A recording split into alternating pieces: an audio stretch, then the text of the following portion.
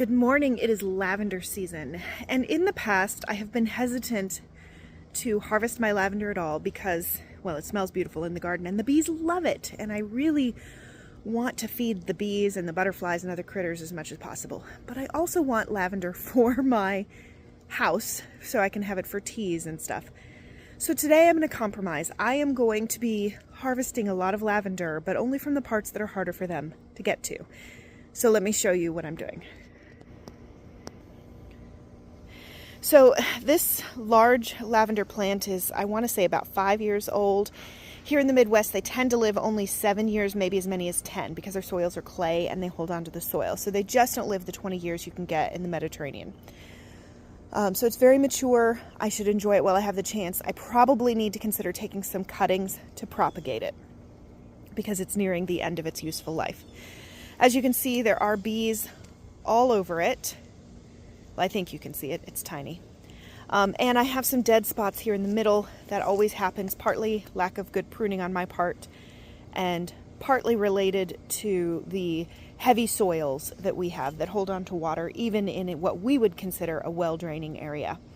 So what I'm going to do is cut off here and leave the standing ones because it's easier for the bees to get to those, and I will harvest these and dry them.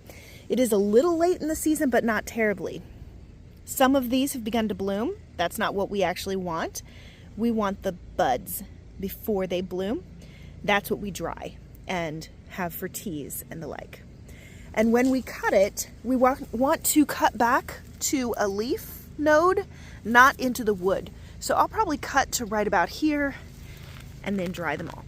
And I'll show you what I get when I'm done. All right, so I gave the lavender a haircut just right here where it was running into the potatoes and falling on the ground. There's still plenty here for the bees to enjoy. And I have a really good harvest here. I'm going to be hanging this up to dry. It takes about a month. Some of these, like you can see, there's maybe some dead ones in there. They may have kind of mildewed a little from being against the ground, so I'll pull those out and be left with the really good ones.